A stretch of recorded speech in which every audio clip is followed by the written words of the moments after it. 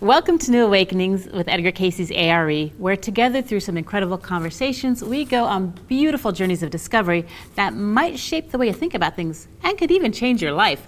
Now, you might have noticed I don't have my co-host with me today. He's a little under the weather, so I am on my own, but I have a fantastic guest with me, so it's not going to matter one bit.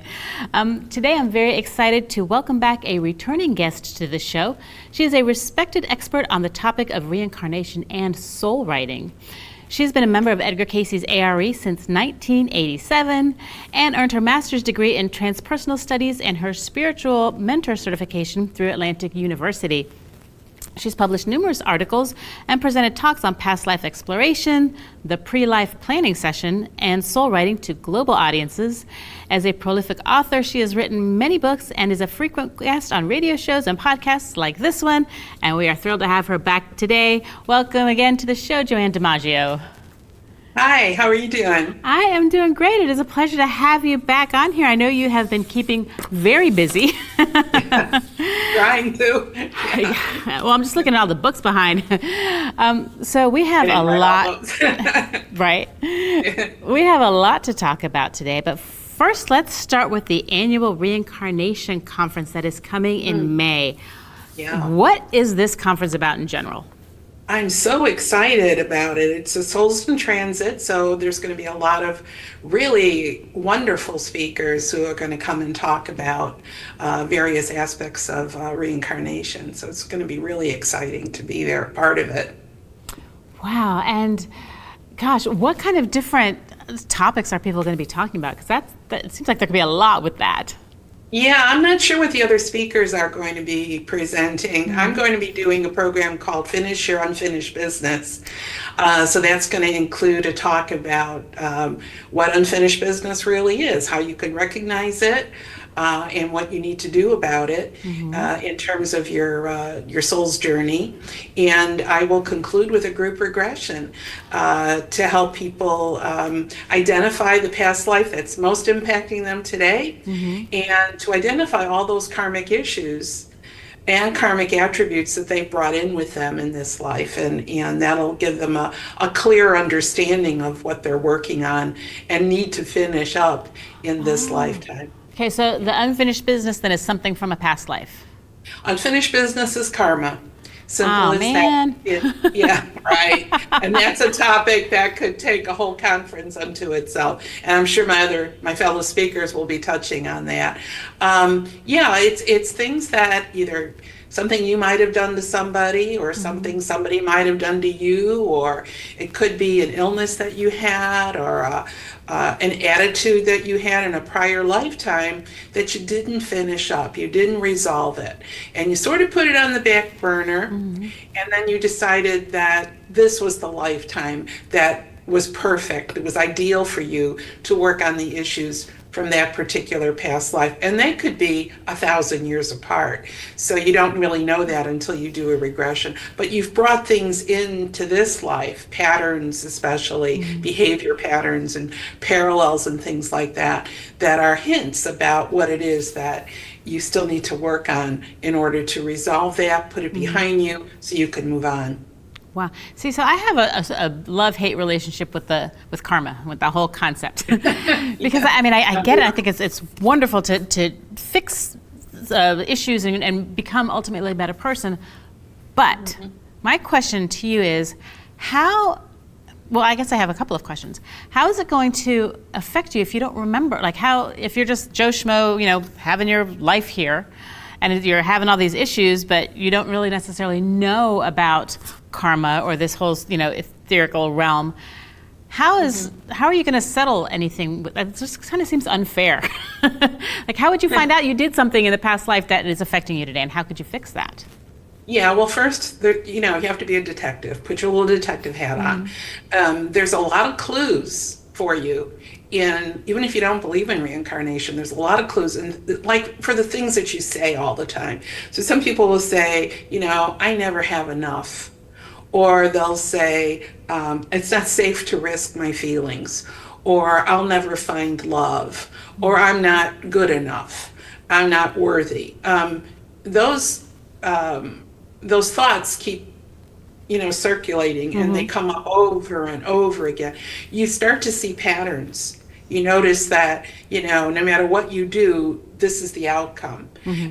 So that's a clue. So you watch for relationships in your family, among your friends, among your coworkers, any loved ones, because that will be another hint at it. Some people have physical karma, meaning they have a chronic illness in this life and they don't really know, they've exhausted going to the doctors, and they're not getting any they're not getting any answers. So this still keeps coming up. And then, why do I have to suffer with, why do I have this arthritis? Why is it so severe? Cayce talked a lot about physical karma and how it relates to something you did in a prior lifetime. So that's another area to look at. But mostly it's through regressions that you can really identify what these issues are. And if you look at the pre-life planning session, which is one of the sessions that I do, it's also called, it's based on the work by Dr. Michael Newton and the Life Between Life work that he did. But that's where you could go a little deeper. You can find out, things like, why did you pick your parents? Who are the souls that are coming in with you, and what lessons are they here to teach you? And then you get a list of your karmic issues, and you get a list of your karmic attributes. You work with the Council of Elders on the other side. It's like guidance counselors at school who'll help you with that. So there's a lot of ways for you to find this out. You can go really deep with it, or just on the surface if you just want to look at your daily life to see, the things that you resonate to or don't resonate to. Those are all clues. They're all memory triggers that we were given. Okay. So that's the way to really identify these issues. So you just unloaded a whole trunk full of stuff that I want to unpack. But first I have a question. Do you ever find that people maybe use karma as an excuse? Oh, all the time. Yeah. All the time. There's no such thing as bad karma or good karma. It's just karma. It's just cause and effect. And we need to take responsibility for that. That's something that we have free will, obviously. So in any given day, we can go in different directions. But yeah, that is used as an excuse all the time, especially blaming. It's my parents' fault. It's my spouse's fault. It's my boss's fault. A lot of this we've brought on ourselves. We've designed this lifetime to be able to identify the issues that we need to work on. They're going to come and it's going to be right in your face. And it's up to you to identify that and to know that and to work on it, and not to pass it off on somebody else that it's their fault. Yeah, and my thoughts were someone saying, well, it's karma. I'm not going to try to fix it. I'm not going to try to work any harder. This is how it is. I'm just going to, be terrible at this job, or what. It's like the easy way out. Yeah. So you're talking about using past life regressions to kind of finish the unfinished business, or to understand why you have this karma, where it came from. So someone goes through a past life regression and they realize that, maybe 500 years ago, they were someone who was stealing everybody's money. And maybe that's why they can't keep hold of their money now. How can knowing that, like once you have that information, what do you do with that to affect a change in this lifetime? Well, you know what? That's the great aha moment. When you're doing a regression, I have had so many people, they'll go into it and they'll say, well, I don't understand what this lifetime is all about. I don't know how to apply it to this life. That's where the regressionist comes in, because we're able to see things, the bigger picture. And so when you identify it, many times when you identify a karmic issue, it becomes resolved right then and there. That especially happens if you have a chronic, if you have a physical karma. I've had many people in the studies that I've done. I did a whole study for my book, Karma Can Be a Real Pain, which was all about physical karma. Oh, wow. And about 35% of the people in that project, the moment that they found out where this started, where this came from, it was resolved. So knowledge is power. And just knowing it, you can make adjustments then in your life. When you see things happening, where it's coming from, and you can make decisions to go in the opposite direction so that it won't repeat itself again. So we're given a lot of tools to be able to resolve this karma, but we just have to have that awareness to be able to identify and then act on it. Okay, so when it comes to that, what are some of the biggest challenges people have with actually acting on this information that they now have? Well, they're used to working a certain way. They're used to. I had a client who he went back quite a long ways in his regression, and he had a problem with relationships. He was in a tribe of some sort, Aborigine tribe, and then he wanted this one woman, and she rejected him, and instead of staying in the village and finding somebody else, he just said, "Ah, the heck with it," and he leaves. And he goes and lives in total isolation, never has a relationship the rest of that lifetime. Coming into this life, the same patterns repeating itself, in that he's looking for this ideal mate. He finds her, and then things don't work out. She leaves, and so he's repeating this over and over and over again, and it's very painful for him, But my hope is that when you see it happening in that other lifetime, you go, "Oh, I know. This isn't the here and now. This is from before. This pattern set itself up before. I'm going to make a change. I'm going to have a different attitude." And just a change of attitude often can resolve something and nudge you in a different direction. Do you have any personal, not you personally, but with a client or a session, experiences that was just wow, blew your mind about how quickly and how fully this regression helped cure, this karma, finishing the unfinished business, helped change someone's life? Yeah, I have a lot of those. There was one in particular that really affected me. It was a woman in she was in her 70s. She was a psychiatric nurse. I had just finished my research in physical karma for my book. And her husband found out about it, and he called me and he said, my wife suffers from night terrors, and she can't sleep. This happens every night. She kept thinking she was in the Holocaust, and so and she would get she'd get heart palpitations from it. So it was physically not good for her to be re-experiencing this over and over again. So I said, okay, well, my research is over, but I'm happy to help her. So I did a regression with her. Turns out she wasn't in the Holocaust, but she went to a time a little bit prior to the Holocaust, and her conditions in that life were almost identical to what you would experience as if you were in the Holocaust. So she, there's a long list of things. I won't go into all of them, but the thing was that we did the regression. After the regression, I didn't hear from her, and then when I had my book launch, they came, and the husband came up to me, and she was with him, and they had tears in their eyes, and they said, "We want to tell you that after that regression, she never had another night terror again." Wow. And she was just so grateful, and that happens quite a bit, where people have these aha moments, and then they make an adjustment. And some people have been in really bad marriages, and they have decided at that point that that's it, they're going to end that marriage.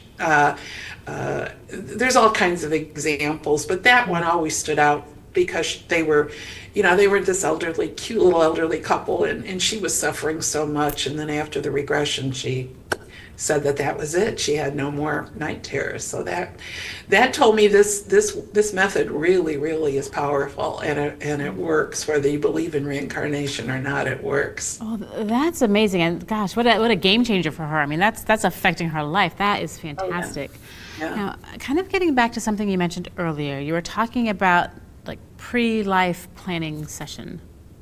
I have not heard that before. What is that?